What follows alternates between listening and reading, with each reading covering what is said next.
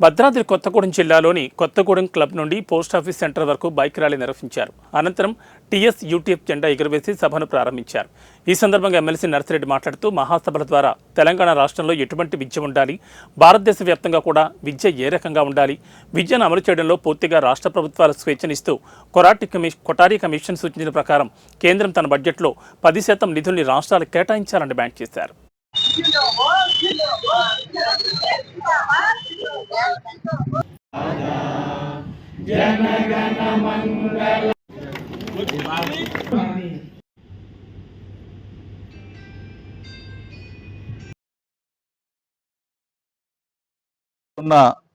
తెలంగాణ రాష్ట్ర ఐక్యోపాధ్యాయ ఫెడరేషన్ భద్రాద్రి కొత్తగూడెం జిల్లా మహాసభలు విజయవంతం కావాలని చెప్పి నేను ఆకాంక్షిస్తున్నాను.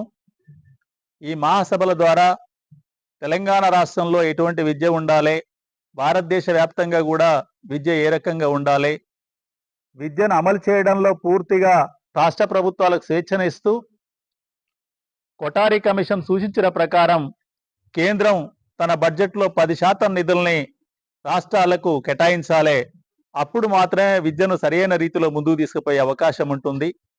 కానీ కేంద్ర ప్రభుత్వం తీసుకుంటున్న నిర్ణయాలు బడ్జెట్లోనేమో 10% కేటాయించాలని చెప్పి కొటారీ కమిషన్ చెప్తే అది 2.5% అంటే రూపాయి ఏమంటే పావల మాత్రమే ఇస్తున్నారు. కానీ పెత్తనం మాత్రం మాదే కావాలని చెప్పి రకరకాల కేంద్ర ప్రాయోజిత పథకాలు పెట్టి రాష్ట్ర ప్రభుత్వాల కాలాల్లో కట్టెబెట్టేట్టుంది తప్ప ఆ విద్యను ముందుకు తీసుకుపోయే రకంగా లేదు. ఆ స్థితిని మార్చుకోవాలని, బడ్జెట్ పెంచాలని చెప్పి కోరుతున్నాను.